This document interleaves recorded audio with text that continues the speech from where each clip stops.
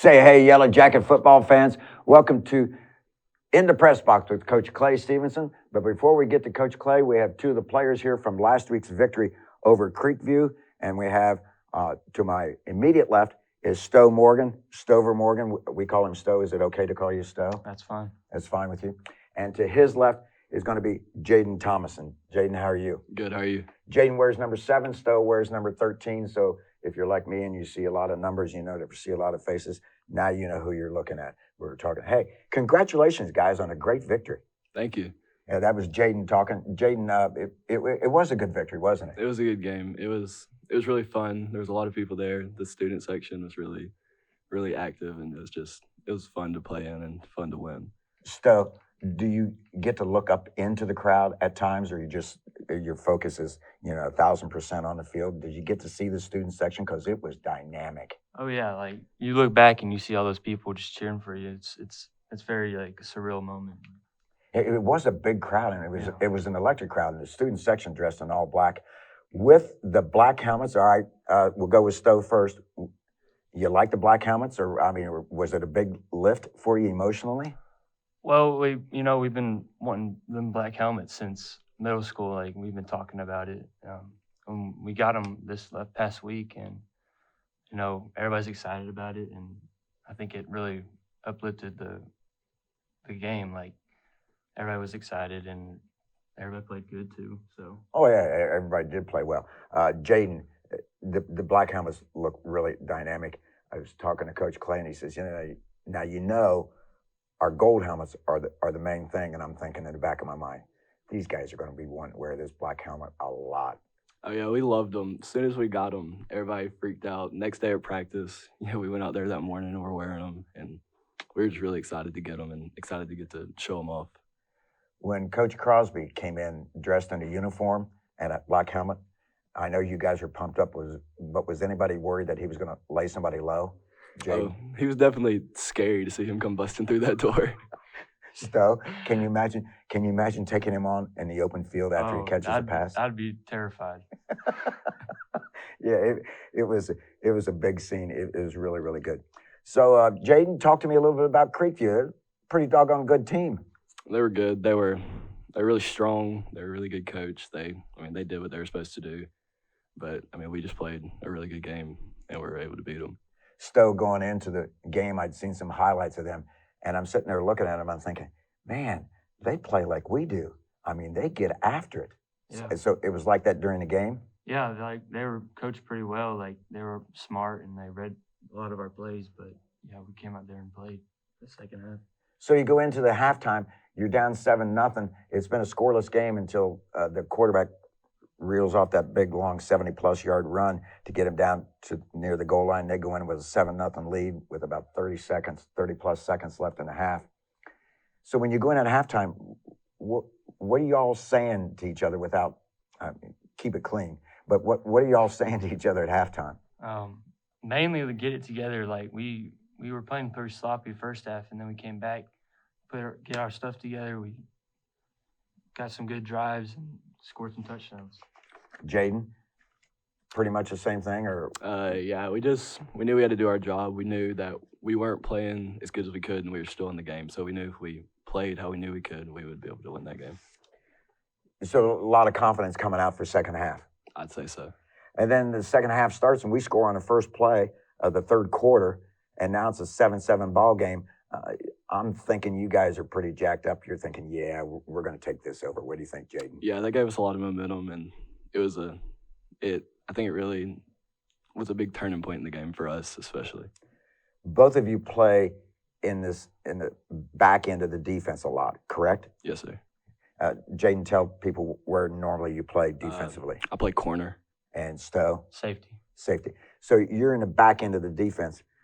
You had to get a bit of a kick on the sideline watching the smaller guys from Creekview try to tackle Imari. Oh, yeah. It was, I thought he was going to go down. Then I saw him come breaking out of there, 4 guys around him. I don't even know. And it was amazing. I think I saw him crush one of them little kids. Yeah. I felt bad. I was like, I'm glad it's not me. Well, I think you're a little bit bigger than maybe one or two of the guys trying to tackle him. Yeah, it was a hoot watching from the broadcast booth. people trying to hang on. It reminded me of somebody I knew from many, many years ago trying to hang on to those 200-pounders. And obviously he's much bigger than a 200-pounder, and he's got hands like an octopus. That ball gets near his hands, I mean, it's going to be caught. So, Jaden, just a really good second half. Black shirt defense really took over and shut them down. Were you worried about anything that they'd run in the first half that you didn't think that you were going to have maybe some difficulty trying to stop in the second half? No, I feel like for the most part we had a pretty good defensive game both halves. I mean, we were a little sloppy at times. They had that one big run, but I mean, I know we have a good defense, and I know there's not many teams that are going to be able to compete with, especially our D-line. That's a big confidence boost, but I wasn't too worried about anything they could run. Stowe, I was sitting up there in the broadcast booth, and I was watching their option offense, and the quarterback is quick and fast. The running back that they toss to, sometimes when he decided to toss it out there, was quick and fast. Any concerns there with the option? You just got to read what your options are when you come down. But we practice it in defense, and we practiced it last week, and we read it. So you all were pretty much ready for that option play. It was a heck of a ball game. We ended up winning that game 28-14. They got a touchdown late in the game to make the score a little bit closer than the pound and shoot offense ran the clock out. So it was a really, really good game. We got a tough game coming up with Cedartown. Bulldogs, a rivalry that goes back long before your time and before I even got here. The Cedartown's always been known as a hard-hitting football team, play sound defense. They're fundamentally very strong. Kind of reminds us of Calhoun football. So any thoughts coming into the game, Jaden? We're just going to have to play hard and really focus. Their offense, they're going to probably control the game a lot on offense, but defense going to have to step up, and when our offense does get a chance to get on the field, they're going to have to make plays. Speaking of that, Stowe, with the defense, y'all had 5 turnovers last week. You had 4 picks and 1 fumble recovery. Yes. This Cedartown team seems to be a little bit more methodical, maybe not as wide open as Creekview was. Any thoughts on how we're going to stop this offense? They're going to run the ball a bunch, and they're going to play fast, and we just got to make sure to stop them every time they run it. Yeah, they do seem to want to run the ball a lot and line up behind their big guys. On the defense side of the Bulldogs, I noticed they had a pretty good sized nose guard. Yeah, I haven't seen much about their offense or about their defense. Yeah, you're paying mostly attention to the offensive side. The quarterback looks like a good sized kid that can run a little bit and throw the ball fairly well. Jaden, you ready for the challenge? I'm ready. I know our team's going to be ready, and we're going to come out and we're going to play hard, and we're going to show that we prepared good this week, and we're going to win. So in front of a big home crowd last week, it was great to have all that support. Now it's kind of one of those things you go in with a little bit of a chip on your shoulder. We're going to ruin the home game for the Cedartown Bulldogs. Is that right, Stowe? Yes, sir. We're going to go down there and we're going to beat them. I like the attitude, folks. We're going to let these guys get off to their classes. They got some classwork to do today because obviously classwork comes first, and then the game on Friday. But we all know what's really, really important this week. Guys, I appreciate the time coming in. Jaden, it's nice seeing you again. Thank you. It's nice seeing you. And Stowe, first time on the air with me. Sir. I think you did a fantastic job, and I can't wait to see you play. Thank you. Number 13, Stowe Morgan, and number 7, Jaden Thomason. You've been listening to In the Press Box with Coach Clay Stevenson, brought to you by the Calhoun Touchdown Club. We're going to take a small break, and then we'll be back with Coach Clay.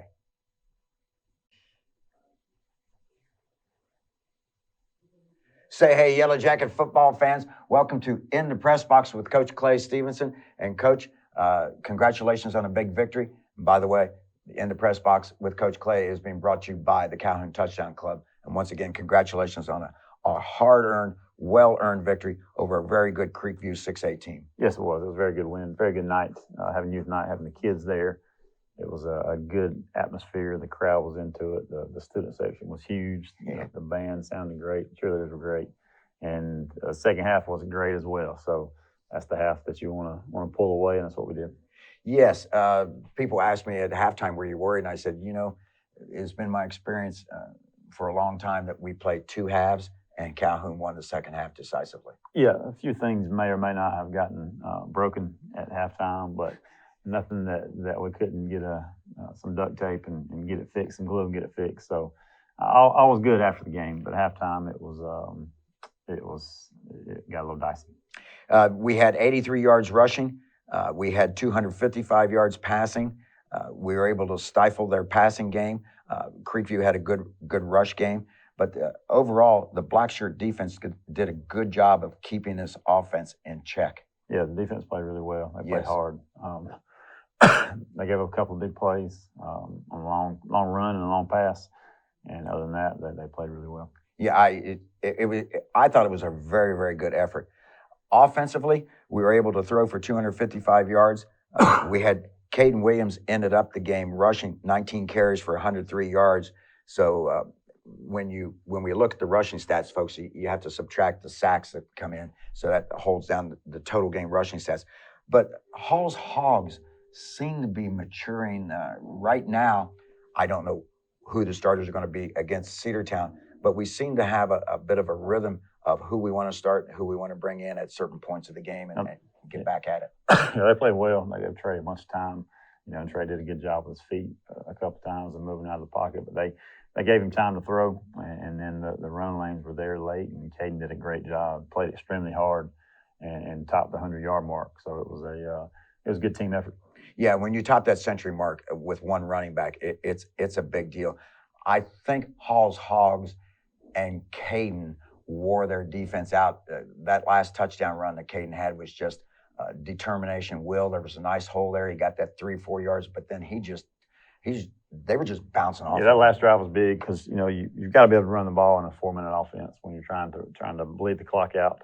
And we're up 7, so we didn't want to. You can't go 3 and out and punt the ball back. So we had one pass in that drive, I think, that got us going, and then the line and Cade did the rest.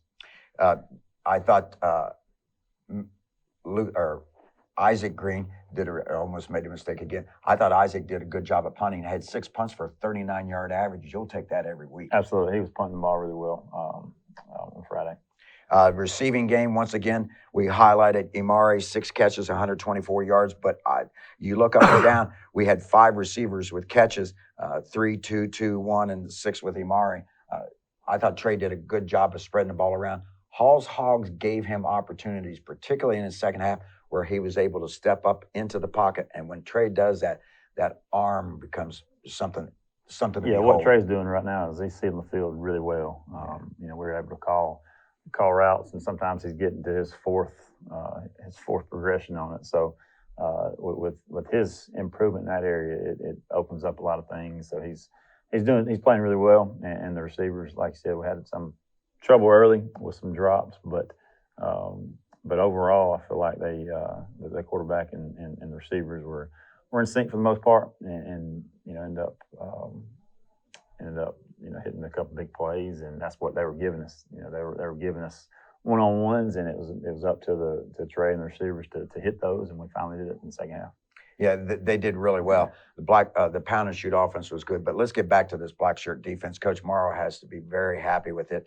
5 turnovers. I don't know how many players I walked by after the game in the locker room at Vassacate that they were saying, we had 5 turnovers. Yes, we did. And it was when you start giving out, Coach Perkins gives out paydays for turnovers, so we had to go restock on the payday. But they played really well, and that's a credit to not only the guys intercepting it. McCaden had 3 and Bryant had 1, and we had a fumble recovery, but they were getting after the quarterback, and their offensive line was very good, and the matchup with our defensive line and our linebackers was fun to watch for 4 quarters, because it was a battle for 4 quarters, and we got some pressure on some of those throws and made them go into our hands instead of theirs.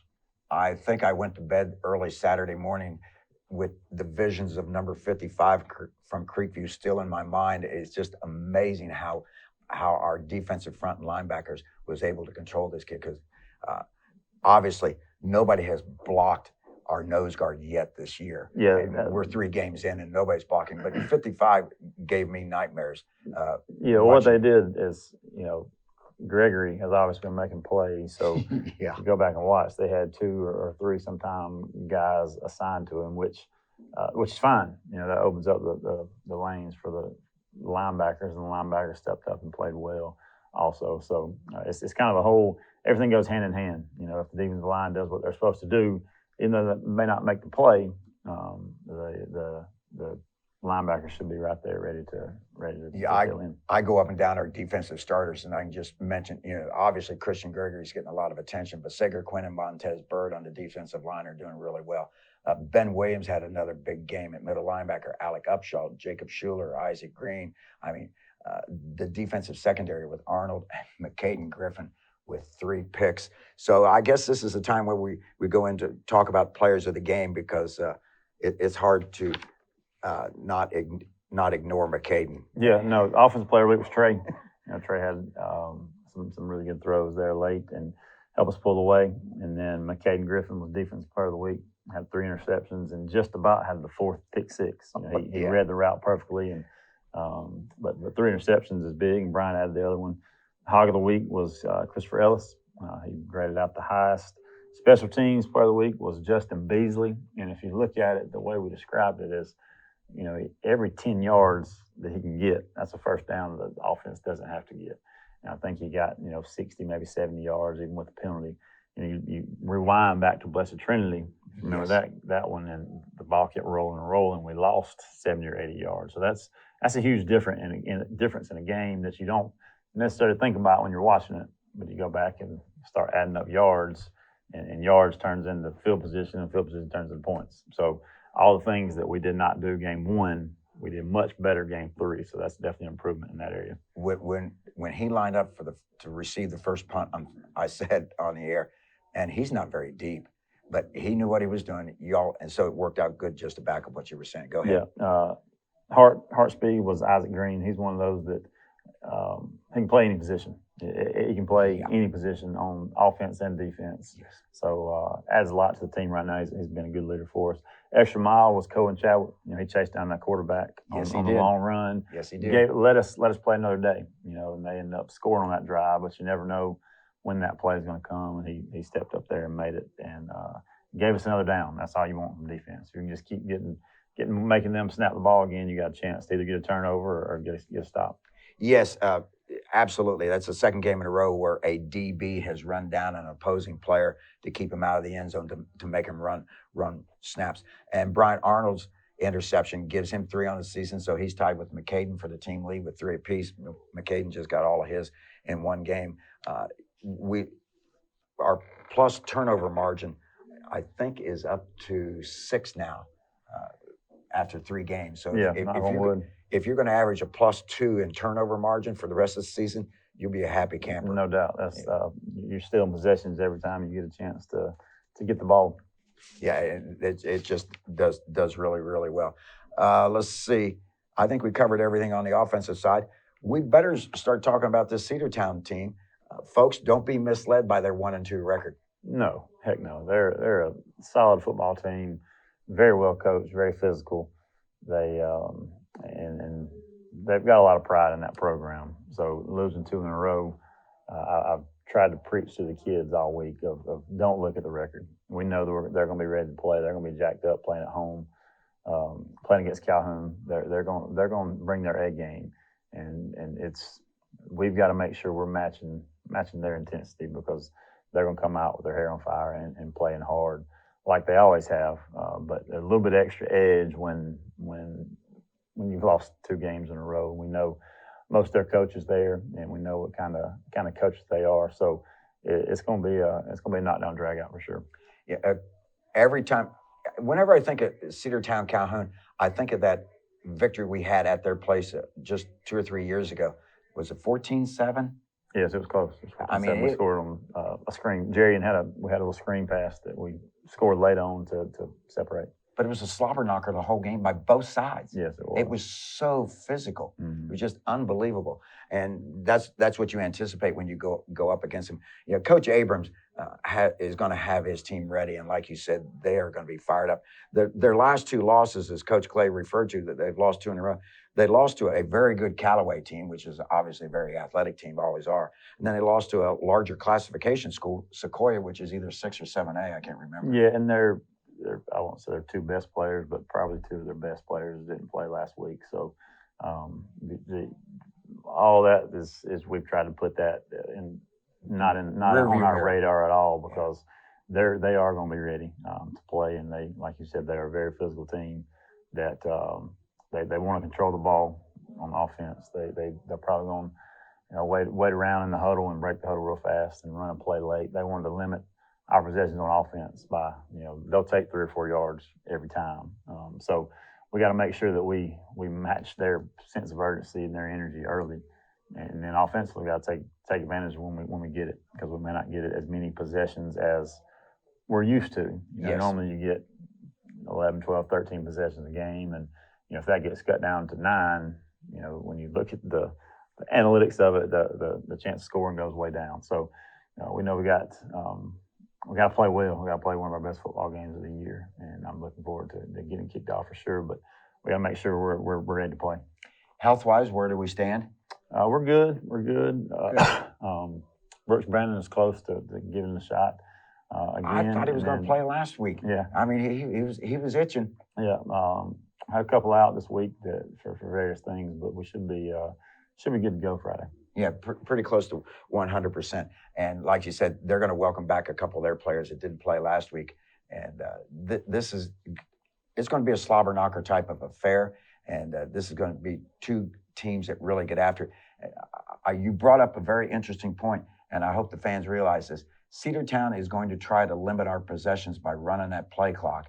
And you got to remember, folks, a lot of times that clock starts at 40 seconds, and they're going to take their time in the huddle, and then they're going to get up there, and they want to hold us to 7, 8, 9 total possessions in the game. So this is going to be interesting to see who manages the clock the best. Yeah, it will. It's going to be a good football game. We're looking forward to it. We've had a decent week of practice. We've got to make sure, like I've echoed it to the kids all week as well. We got to match the intensity and the energy they're going to bring. Are you early morning practices, or were you able to get in some afternoons? We went Monday afternoon. Then we went, we've been all mornings, because we went Labor Day. It was Labor Day. That's right. Yeah. And then went before school Tuesday, before school today, and we'll go before school tomorrow. So it's been 90, 92 at the end of the day. And the kids practice better in the morning, and they bring a lot more energy, and they can get it knocked out and get to class, get to school, and then after school, it leaves them a lot of time to get classwork done, or go see teachers, or do whatever they need to do. So we've done the best we could with the schedule that we've had. I was talking with Coach Abrams as well, that they hadn't had a normal week of practice either, because they've either been battling lightning or battling the heat or whatever. So it's been a weird kind of first few games with the heat and the weather. But I think our kids have handled it fairly well. Yeah, this 90-degree weather was back again this week. It's just tough. Fortunately, by the time the game gets here, it's been cooling off to where it might get hopefully into the low 70s when the game starts, if we can just keep mother humidity out of the area. Yeah, game times have been fine. And that's what, practice in the morning hadn't really hurt, because you don't ever play at 3 o'clock in the afternoon when the heat's barreling down on you. So we've handled it well. Just looking forward to getting over there Friday and kicking it off.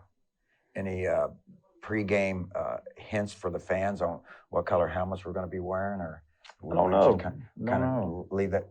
To me, it's a nice surprise. Yeah, that's right. It's nice to see. Cedartown's going to be in their silver helmets. Yeah. So we know that for a fact. Hey, it's exciting. We're back 2-1 on the positive side on the victory ledger sheet here. This is going to be another tough game, and this team, what I'm telling people, and what I'm hearing them say too, is this team's getting better. I think they're improving week by week, don't you? Yes, that's the goal, and we've got kids that are bought in and practicing hard, and that's how you get better. You got to do it Monday through Thursday and get better, and then Friday you just show up and play. Well, we're going to let you get back to your duties, and folks, we appreciate you tuning in the Press Box with Coach Clay, being brought to you by the Calhoun Touchdown Club. Good luck and good health to the Yellow Jackets, Coach. Thanks, Dave. You've been listening to the Coach Clay Stevenson Show in the Press Box.